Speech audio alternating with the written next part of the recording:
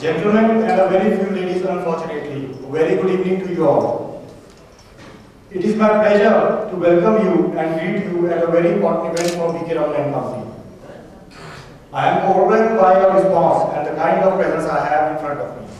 Thank you very much. Let me also feel sorry for keeping you waiting so long. I had promised to come back with a better event and it took us 9 years to do so. In 2001, some of you were present and I feel pleasure in seeing those people doing awesome work.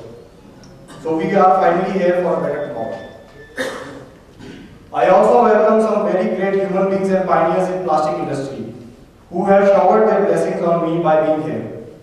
We have with us Mr. Rajiv Mohan, Mr. Ravi and Mr. Rakesh from Sathe Synthetics, Mr. Naveen Mittal from Associates Nonwoven, Mr. S.K. Ghosh and Mr. Gangrade from NT International, Mr. Vikas from Suryatex Tech, Mr. Deepak and Mr. Rajan from Alpha India, Mr. Shinoj from Jyoti Laboratories, Mr. Karanjeev from Veer Group Ahmedabad, Mr. Yogesh from Khandelia, Mr. Ashok and Mr. Puneet from Tagblast.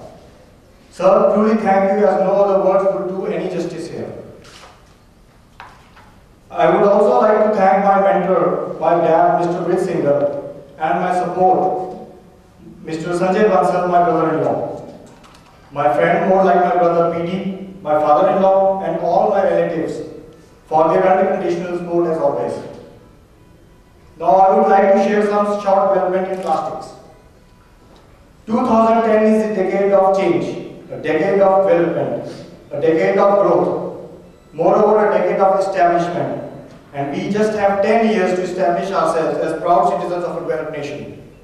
2020 being the target set by India. Talking on petrochemicals, about 30,000 crores investment has been envisaged in our northern region for boosting our plastic industry for the first time. Latest plant, latest technology, best possible grades, proper allocation is what we are looking for in IOCL. Apart from capacity coming up in PP in Bathinda with an investment of about rupees 10,000 crores and by GAIL and ONGC in near future in other parts of our country. But PSU like GAIL is also setting up industrial hub in Pati.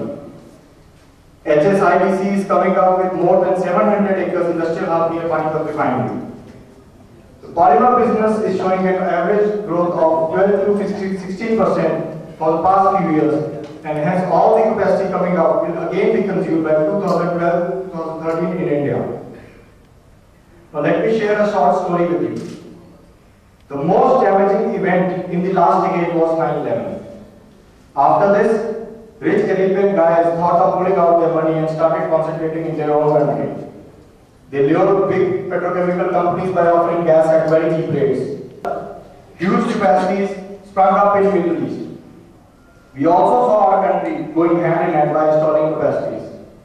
With IOCL coming in 2010 and HPCL Bathinda refinery in 2011 and a plant by ONGC in 2015, we are looking at a developing nation. I have a very interesting data to show the Indian scenario. The present demand in India in PP is 2200 KTA per annum and in PP it's 2400 KTA per annum. Now the supply against this is 2900 KTA per annum in PP and about 2000 KTA per annum in P. P will be excess by 400 KTA per annum.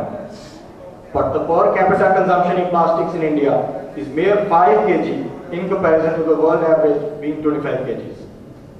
Now the question arises, why have the capacities not helped in the past polymer speculation in 8-9 or year 9-10? The answer, two major economies, India and China.